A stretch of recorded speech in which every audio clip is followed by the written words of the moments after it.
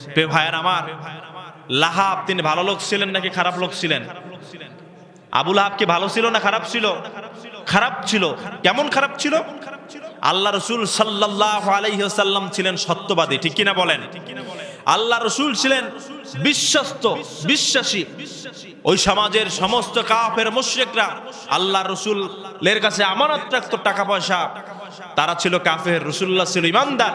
তারপরেও রাসূলুল্লাহর কাছে বিশ্বাস করে টাকা পয়সা সোনা গয়না রেখে আসতো, ঠিক কিনা বলেন? প্রিয় বন্ধুরা আমার, আল্লাহ রসুল এমন বিশ্বস্ত ছিলেন যে কোনো মানুষ ইমানদার না হয়েও আল্লাহ রসুলের কাছে আমানত রেখেছেন। প্রিয় ভাইরা আমার, এরকম ভাবে কাফের মুশরিকরা আল্লাহ রসুল সাল্লাল্লাহু আলাইহি ওয়াসাল্লামকে বিশ্বাস করতেন। একদিন আল্লাহ রসুল সাল্লাল্লাহু আলাইহি ওয়াসাল্লাম পাহাড়ের উপরে দাঁড়ালেন। দাঁড়িয়ে তার এলাকার সকল তার জনগোষ্ঠীকে ডাক দিলেন, জয় জনগোষ্ঠীরা এদিকে আসো। আল্লাহ রসুল যখন ডাক দিলেন, সমস্ত জনশক্তি তারা পাহাড়ের নিচে এসে দাঁড়ালো। আল্লাহ রসুল পাহাড়ের উপরে দাঁড়ালেন।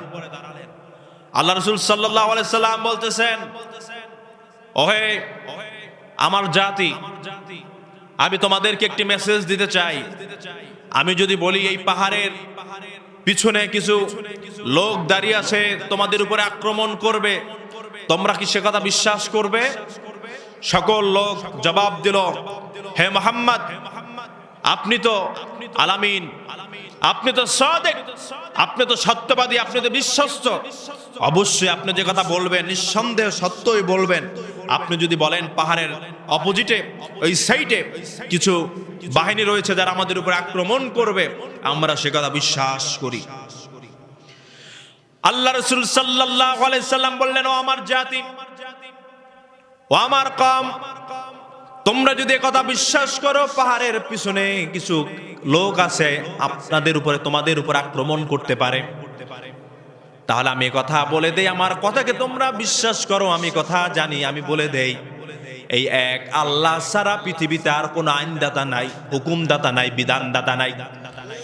আল্লাহ ছাড়া আর কোনো মালিক নেই। তোমরা একমাত্র আল্লাহর ইবাদত করো। তোমরা এই কথা সকলে পড়ে নাও, লা ইলাহা ইল্লাল্লাহু তুফলিহুন। আল্লাহ রাসূল বললেন, কুলু লা ইলাহা ইল্লাল্লাহ তুফলিহুন। তোমরা পড়ো, লা ইলাহা ইল্লাল্লাহ ছাড়া কোনো আইনদাতা নাই, বিধানদাতা নাই, ক্ষমতাদাতা নাই, ইবাদত পাওয়ার আর কোনো দ্বিতীয় সত্তা নেই, এই কথা তোমরা বিশ্বাস করে নাও, তুফলিহুন। তাহলে তোমরা সফল কাম হয়ে যাবে, তাহলে তোমরা জান্নাতে চলে যাবে, তাহলে তোমরা কামিয়াবি হয়ে যাবে। আল্লাহর রাসূল পাহাড়ের উপরে দাঁড়িয়ে তার জাতিকে বললেন, আমি যে কথা বলবো তোমরা বললে বিশ্বাস করবে, আমি কথা বলি এক আল্লাহ ছাড়া আর কোনো বশ্য নাই, সকলকে মরতে হবে, জান্নাত জাহান্নাম হবে, কথা তোমরা বিশ্বাস করে নাও।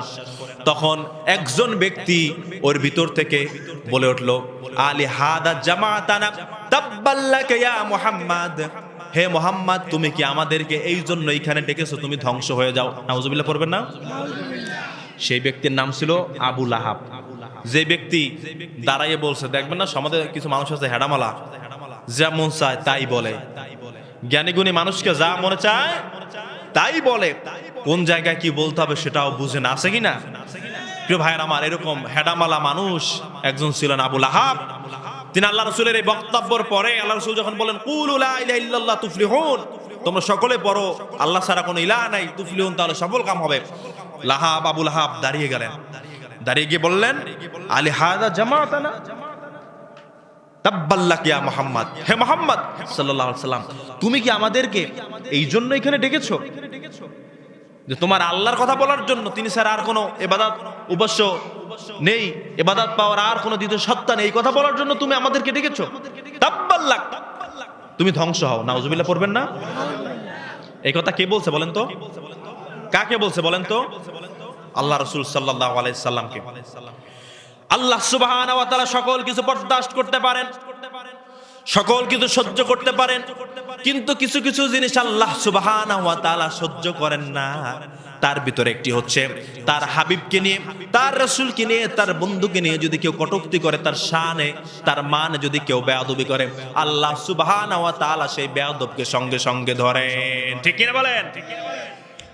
আর একটি হচ্ছে পিতামাতার সাথে যদি কেউ খারাপ বেয়াদবি করে, খারাপ ব্যবহার করে, পিতামাতার সাথে যদি উচ্ছৃঙ্খল কথাবার্তা বলে, শুধু কথাবার্তা না, যদি এমন আচরণ করে যেটা আল্লাহর আরশ পর্যন্ত পৌঁছে যায়, আল্লাহ রাসূল সাল্লাল্লাহু আলাইহি সাল্লাম বলেছেন এই পিতামাতা যদি অভিশাপ দেয়, বদদুয়া দেয়, আল্লাহ সুবহানাহু ওয়া তাআলা ডাইরেক্ট তার সন্তানকে ধরেন।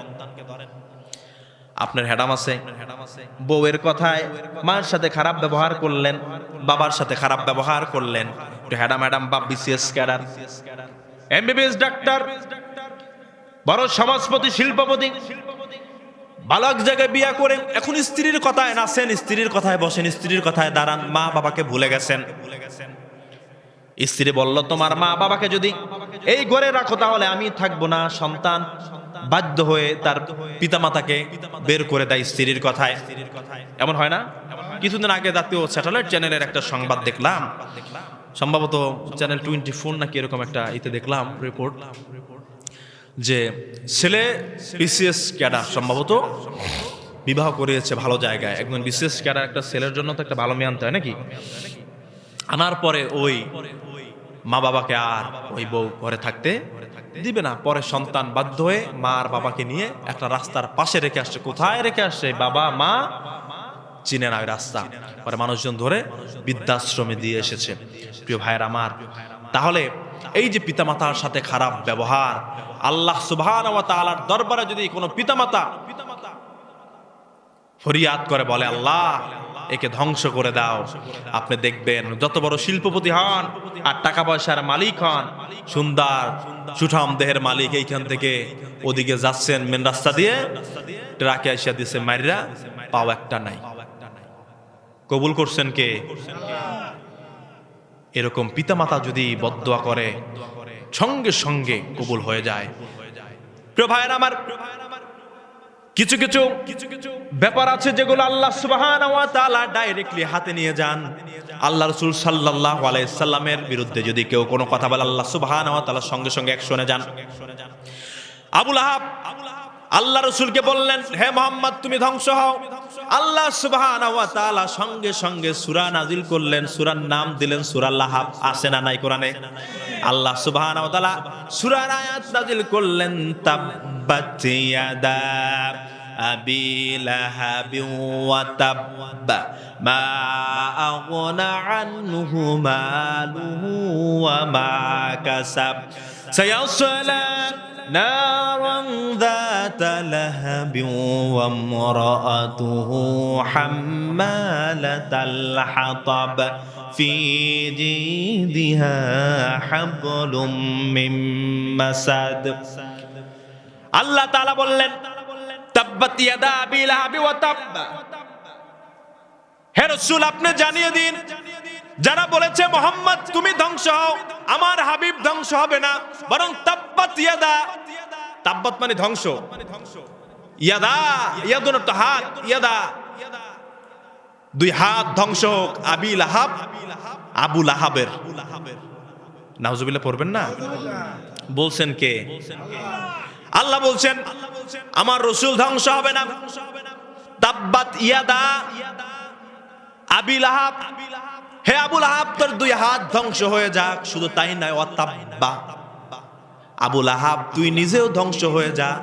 মা আগনা আনহু মালুহু ওয়া মা কাসাব, তুই যে এত বড় শিল্পপতি, এত টাকা পয়সার মালিক, এত সয় সম্পত্তি, ধন দৌলতের মালিক, মা আগনা আনহু মালুহু ওয়া মা কাসাব।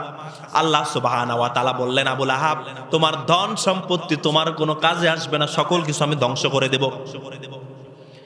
আবু লাহাবের স্ত্রীর নাম হচ্ছে উম্মে জামিল। লাহাব শব্দের অর্থ হচ্ছে সুন্দর, ঝকঝকে আগুনের মতো। যারা সুন্দরের হচ্ছে লাহাব। এই আবু লাহাবকে আল্লাহ সুবহানাহু ওয়া তাআলা বললেন, তুমি যত ধন সম্পত্তির মালিক, তোমার এই কোনো ধন সম্পদ তোমার কোনো কাজে আসবে না। আল্লাহ রাসূল চলার পথে ছোটবেলায় শুনছেন না যে একজন লোক আল্লাহ রাসূলের পথে কাঁটা দিত?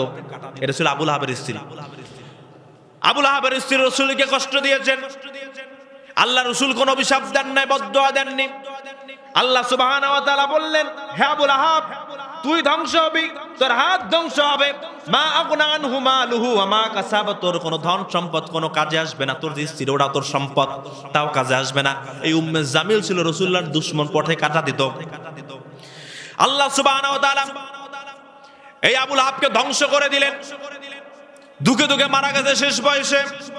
এরপরে তার যে স্ত্রী ছিল উম্মে জামিল, সেই উম্মে জামিল এমন দরিদ্র হয়ে গেছেন, ভিখারি হয়ে গেছেন।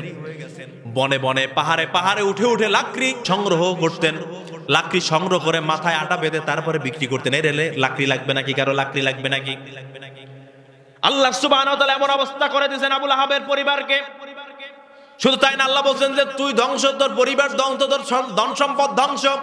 এই লাকড়ি সংগ্রহ করতে গিয়ে পাহাড়ের উপর থেকে এই যে দড়িটা নিয়ে লাকড়ি বাঁধতো, সেই দড়িটা ছিল এক সাইডে, আর লাকড়ি আনতে গিয়ে গলার সাথে প্যাঁচ লেগে ফাঁসি লেগে আবু লাহাবের স্ত্রী নিচে গড়াইয়ে পড়ে গেছে, আর দড়িটা গাছের সাথে বেঁধে রয়েছে। ওই অবস্থায় আবু লাহাবের স্ত্রী ইন্তেকাল করেছেন। আমার কথা কি বোঝা যায়? আমার তাহলে এই আবু লাহাব রাসূলকে কষ্ট দিয়েছেন, তার স্ত্রী রাসূলকে কষ্ট দিয়েছেন, সঙ্গে সঙ্গে অ্যাকশনে গিয়েছেন কে? আল্লাহ সুবহানাহু ওয়া তাআলা।